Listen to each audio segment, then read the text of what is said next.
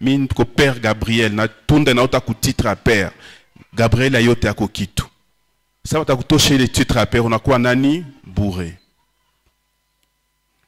mie niko PDG mie niko hiki na hiki bana kutosha au titre unakuwa tu bourré na ndio maana ndugu wapenzi inalomba tujenge kindani ili wakati tutosha tunda idumu. Dans sa vie de chaque jour, l'abaissement de Jésus s'est manifesté de deux manières. D'abord par la vérité de sa vie. Ukweli wa maisha ya Kristo. Kristo hakukuwa na pretendre kukuwa mtu mwenye haiko. Wakati alikuwa anasema mimi ni mtoto wa Mungu, ni ukweli alikuwa mtoto wa Mungu. Wakati anasema yule mtu analala tu nitamlamusha, na ni kweli. Hakukuwa faux prophète. Hakukuwa mtu mwenye alikuwa anajenga yulu. Alikuwa naishi ukweli ya maisha yake na ya mission yake. Peu importe kwenye hiyo ukweli ilikuwa na mubeba, na hiyo ukweli umbeba kumsalaba. Ndugu wapenzi, mara mingi tunawaza kama maisha nzuri ya Mkristo napaswa tubeba wapi? Kwa accomplissement, kwa réussite, kuiki hapana. Quelquefois aussi mtu anakualaka, anaanguka na anashimama, wala anaanguka na analogota baraka ya Mungu, inamsaidia wapi kwenda mbele. Wewe kutu yulu na shimama, mais aone ka quelquefois baraka na kuwa pia chini, anguka, ikala chini, piga magoti ulogote baraka ya Mungu.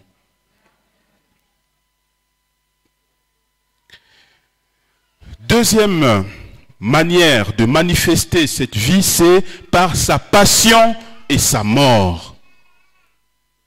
Fort de sa nature divine, Mungu alitika kufariki. Kwa sababu alijua iyo ndiyo njia ya kuaccomplir mapenzi ya Mungu na kutosha matunda. Et dans l'évangile, la leçon sur l'humilité se voit clairement par l'image que prend Jésus pour parler du plus grand dans le royaume des cieux. Il dit ceci: vous le savez, les chefs des nations les tiennent sous leur pouvoir et les grands sous leur domination. Il ne doit pas en être ainsi pour vous. Au contraire, si quelqu'un veut être grand parmi vous, qu'il soit votre serviteur. Et si quelqu'un veut être le premier parmi vous, qu'il soit votre esclave. C'est ainsi que le Fils de l'homme est venu non pour être servi, mais pour servir et donner la vie en rançon pour la multitude. Matthieu 20, 25 à 28. Et les pères de l'église qui sont wale watu, wale mapadronye, wali ingia mwakili ya kiro ya maandiko matakatifu na wakaisikia vizuri, wakasema bref, Mungu alijifanya mtu ili mtu awe Mungu.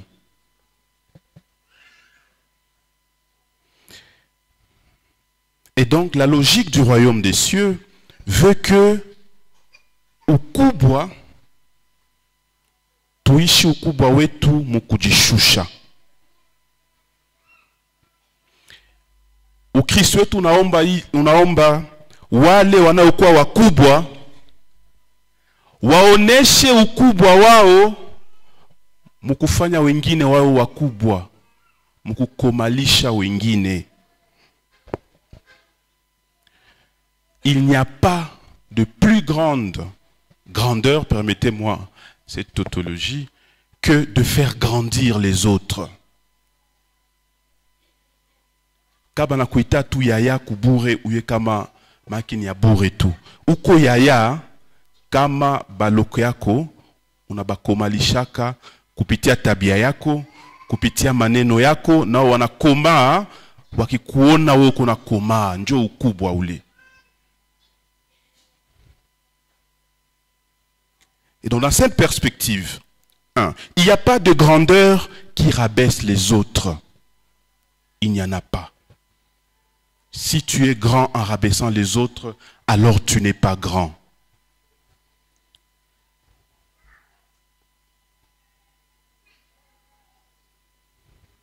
Il n'y a pas de grandeur à dénigrer, à bloquer, à faucher les autres, à kuna. Kumbe wewe, muro yako kamoko na kaposte ka pouvoir efasi moya. Na kazi yako kubloke bengine. Mutu enda kukazi, anarudia triste juu ya nini, chefua kelmwambia iki kila siku. Kumlalamikia, kumchamba, kumuonesha kama yufa kazi kila siku. Intention kunapasha kuwa ya kukomalisha bengine.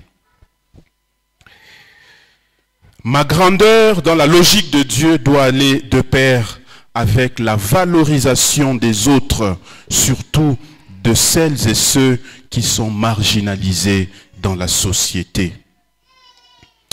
Le premier élément que nous tirons de cette attitude de Jésus est le fait de pouvoir se donner pour les autres. Se donner pour les autres. Pouvoir abandonner mon confort pour privilégier l'ensemble. Minaitika kutoka kwangu kukuya kanisani, kukuya mseve, kukuya mwiki na iki juu ya kutumika juu ya ensemble, juu ya wote. Et ceci est une interpellation à tous ces gens qui ne veulent pas se mélanger à la masse. Na hapa tuko na mifano mingi mparokia yetu ya wale watu wanajua kujitolea juu ya wengine. Munayua maramiki tunafanya CV kuma nyumba zimoya. Ni watu walitika, wengine waje mu intimite yao ili wafikiri maisha wasali. C'est pour le bien commun. Le deuxième élément est de savoir s'abaisser. Non pas seulement pour s'abaisser, mais je m'abaisse pour élever les autres. Wakati na jishusha, haiko juu nibakie chini. Haiko juu nikijishusha, nishushe wengine wote hapana. Ni juu wakati ndashimama, nisishimame mimi mwenyewe, nishimame na wengine. Et voilà pourquoi la lutte contre la marginalisation, contre les exclusions, les spoliations des plus forts est importante dans la vie du chrétien. Wakati unaona wiko namuonea mtu juu hana jina na hana kitu. Wakati unaona wiko na muiba mtu kwa sababu wana wakumsemea, na unapita njia yako unakolabore na shetani na œuvre ya shetani. Hata kama wewe una nguvu lakini utaweza denoncer hiyo. Na yu Kristo alitonesha ile. Le Christ nous dit, quand le Fils de Dieu sera élevé de terre, il fera quoi? Il attirera tous les hommes. Tulimshusha, na wakati atapanda sisi wote atupandisha. Na ndio maana ndugu mpenzi, wakati uko chini, usiwaze kama uko mwenyewe pale chini. Mara mingi tukianguka, juu nilishindwa, juu nilipata situation malheureuse fulani, juu sikuweza hiki na hiki, niko chini na wala juu niko na malali, ugonjwa, mimi nawaza ya kwamba niko mimi mwenyewe. Ndugu mpenzi, hapana, hauko wewe mwenyewe. Kwa sababu Kristu waliyemwangusha msalabani alipanda akakupandisha na wewe pia. Ukimtegemea kweli utapanda na wewe. Na kupanda yako kila mtu anajua sanse gani ataipatia mu condition particulière ya maisha yake. Le troisième élément est de vivre dans la vérité de ce que nous sommes réellement. Ça aussi, c'est un signe d'humilité. Vivre dans la réalité de ce que je suis. Kuishi kwa ukweli. Apana kuishi muma masque. Muma bitu nisha jenga mi mwenyewe, mais qui ne sont pas ce que je suis réellement. Alors, na kwa triple wala quadruple wala double. Kama niko kazi, bananiwa muitabia, na niko na sura fulani.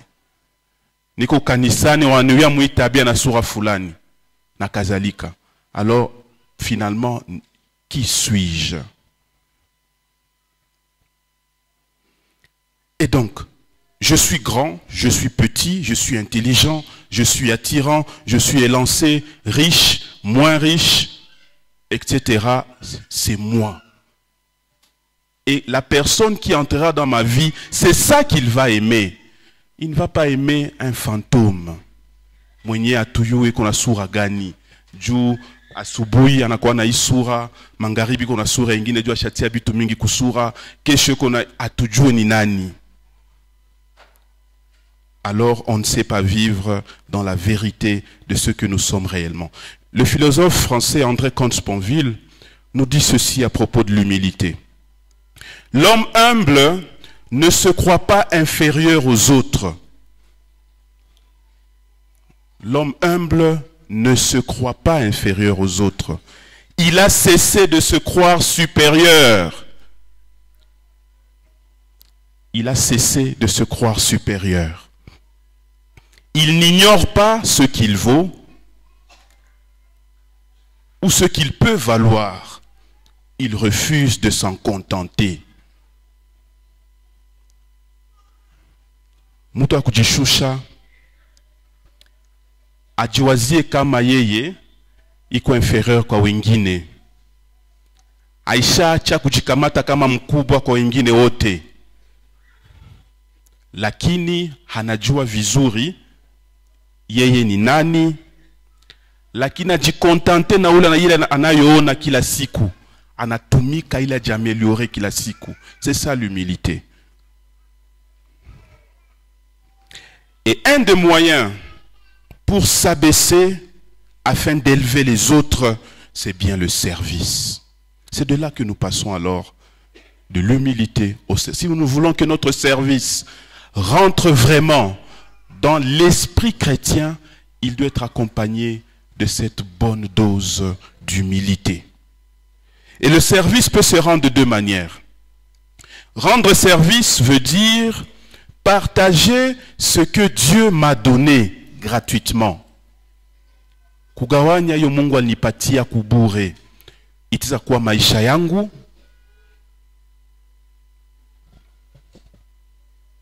itakuwa wakati meenda kuangalia wagonjwa, kuwatembelea wa maskini, au kuwatembelea wa rafiki wangu, au kugawanya ukaritia kwa wengine wa makartier na kadhalika. Mimi nagawanya wakati na maisha yangu, nguvu yangu, upato wangu, akili na kadhalika.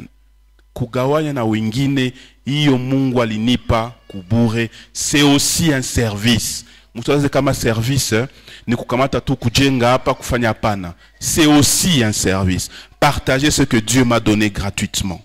Au fond, il s'agit de me priver de quelque chose, d'une partie, pour le bien des autres.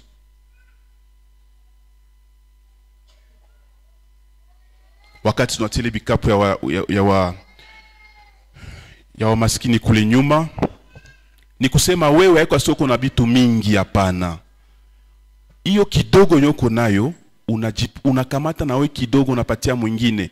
Kwa sababu unaweka hiyo kikapu haiko ya mtu mmoja, ni ya paroisse nzima. Wakati tunafanya ile mnaita apostolat de la présence, unasikia tu mimi nenda angalia mgonjwa ni kuwe naye. Bien. Rendre service veut aussi dire apporter ma part à celle des autres pour construire quelque chose de commun. Minona watu communauté nzima iko na jenga quelque chose na mimi nasema ok, brique yangu na mimi enjoy. Apporter ma part à celle des autres. Ni kusema kila mtu anakuwa na kipande yake ili tujenge quelque chose de grand. C'est aussi rendre un grand service. Et donc c'est accepter premièrement de faire partie d'un ensemble. Siishi mimi mwenyewe hapa duniani. Tunaishi wengi. Mais j'apporte ma partie en assumant ma particularité. Wakati padre mkuu anasema watoto wanapaswa kanata mabao, wanapaswa na mabao teikala. Ni kusema haiko yeye njoo iko na jenga, ni parokia. Sasa wewe en tant que membre ya parokia unasema okay, juu ya kujenga ikitu na miba yangu tatu yangu ine hii watu ili watoto wakae. C'est un grand service. J'apporte ma part à celle des autres pour construire quelque chose de commun. Wakati miona wanafunzi hapa kuparokia wanaikala ili wafundishane. Chacun explique à l'autre la matière. Je donne ma part parce que nayua wakati on éduque mtoto ni nation yote kona jenga. C'est tout le bien commun. Maintenant, nous allons passer au dernier point.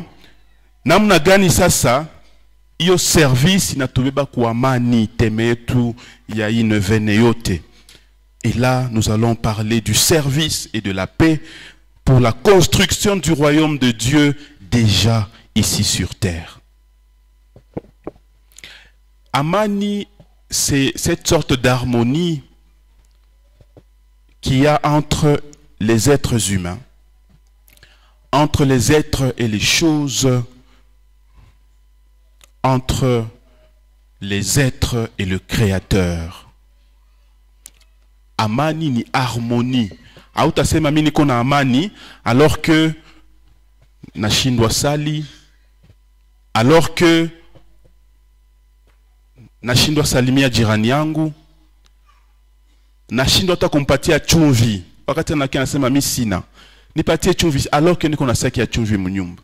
Siwezi sema niko na amani wakati mumie mwenyewe je suis divisé. Deux passages vont nous aider en cela. Luc 1, 38 et Jean 17, 2. Une partie de l'évangile que nous avons lu aujourd'hui. Luc 1, 38 et Jean 17, 2. D'emblée, disons qu'il ne faut pas confondre travail et service. Tout travail n'est pas service. Si kama kuko monayo a service mkiswahili, ça signifie quoi? Service mkiswahili njo nini? Service.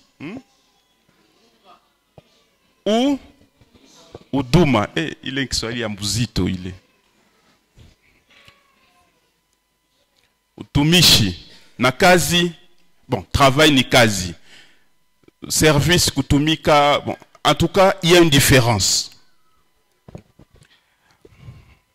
Tout travail n'est pas un service. Dans la perspective que nous avons adoptée. S'il est vrai que les deux ont presque les mêmes caractéristiques, on a déjà que, attends Kiswahili, bon, il y a des similitudes. Cependant, dans la perspective qui est la nôtre, le service renferme tout de même un caractère sacrificiel propre qui implique l'humilité.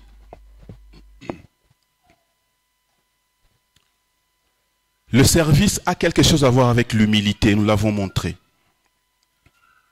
Une sorte de renoncement à soi pour un bien qui peut être différent du sien. Quelquefois, quand je travaille, l'objectif poursuivi peut être moi, et ce n'est pas un problème. Le service, ça peut être moi et l'autre, le travail aussi. Mais surtout, ce sens de renoncement, d'humilité, de sacrifice, quelquefois peut ne pas être vérifié quand on parle du travail. En Luc 1, 38, la Bible nous présente Marie comme le modèle du service.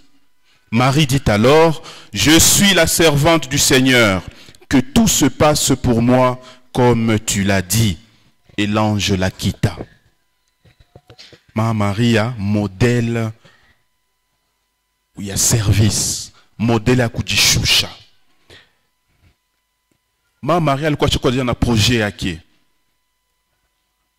Mwiyo societe yabo ya ile wakati Maria alikuwa fie mama aliweza maisha yake kwa sababu alikuwa na mchumba wake Joseph mwenye balikuwa bashayua kama batafanya mariage.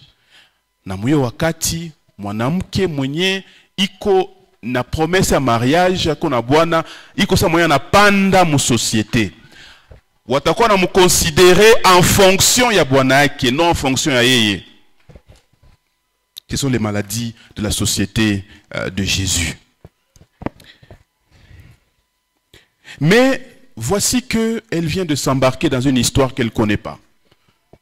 L'ange anamtokele ananza mwambia bitu benye binamushitula na sanjo nini nanifikia. Et elle s'embarque dedans. Dans un projet dont elle ne comprend qu'une chose. Maria c'est que son bien propre passera par le bien de tous. Mafanikio yangu itapitia mafanikio ya watu wote. Na njoo mimi nitika hii kazi Mungu alinipatia. En acceptant de participer au projet de Dieu, alitika faire partie kutumikia wengine na ni hapo atajitumikia yeye mwenyewe. Et tout au long de la vie de Jésus, Marie ataishi hiyo kazi yake en toute discrétion, sans réclamer à tout moment son rang de mère de Jésus. Na mitume walikuwa pembeni ya Kristo sana. Autasikia Maria anasema au kwa nisemesha wewe kama ndio mama wa Yesu. Je me dis que les mamans d'aujourd'hui c'est qu'elles auraient dit. Au kwa nisemesha wewe kama ndio mama wa Yesu. Uko unajibandika bandika wa mtoto wangu wae. Au lieu kama ndio mama wa Yesu. Au Nigeria on les appelle mama ya bapadri on aita maman fada. Au Nigeria. Kama mama wapadiri anapita mbarabara, wamama wote wanaya kama ule mtu mama wapadiri ule wanamwangalia na sura ingine. Si c'était aujourd'hui, Maria iko na mafieri mingi sana. We yo doko na karibia Yesu aye. Oh musimfe hivyo, batampatia sumu. Oh batamloga. Oh ange créer condition moins terrible. Mais Marie aliishi amukum ajue kitu, aseme kitu. Tout ce qu'on dit, il retenait tout à l'intérieur d'elle. Quand on angalia, nanaweka. Ainsi, Marie est le modèle de l'humilité, du service pour les chrétiens pour trois raisons majeures. Premièrement, elle sait faire confiance en Dieu. Wakati Mungu alimtokelea, akaiwa kama ni Mungu, akaitika. Elle est ouverte et disponible à la grâce de Dieu. Et puis, elle sait s'oublier, elle sait s'abaisser pour les autres. Et enfin, en Jean 17, 2, la Bible nous montre la manière dont un chrétien doit vivre l'exercice du pouvoir pour que ce pouvoir soit un service. Pour un chrétien, tout pouvoir qui, par ailleurs, vient de Dieu, est un service. Jean 17, 2 nous dit, « Et selon le pouvoir que tu lui as donné sur toute chair, donné à Jésus, il donne la vie éternelle à tous ceux que tu lui as donnés. » Pouvoir ulinipatia, inaserve kunini kuwapatia wengine maisha ya milele.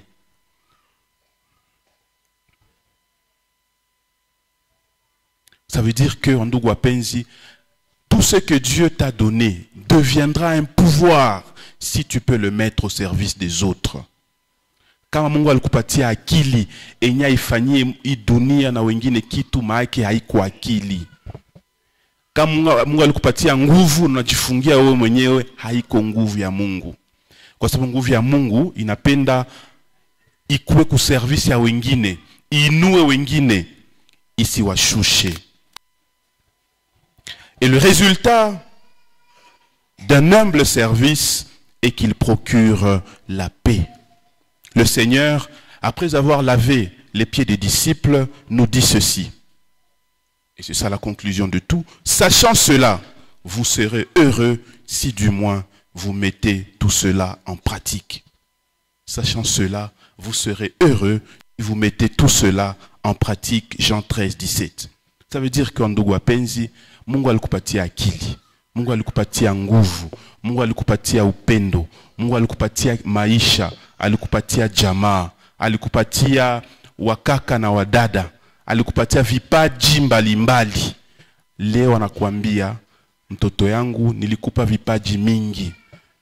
Unapaswa fani, unapaswa kuwapandisha wengine, jamais kuwashusha wenzako wanadamu. Na ya pili, nilikupatia hiyo ili uitie kuservice ya wengine. Na ni hapo hayo yote yatageuka pia na wewe, itakurudilia kukua baraka ya maisha yako. Aksanti sana.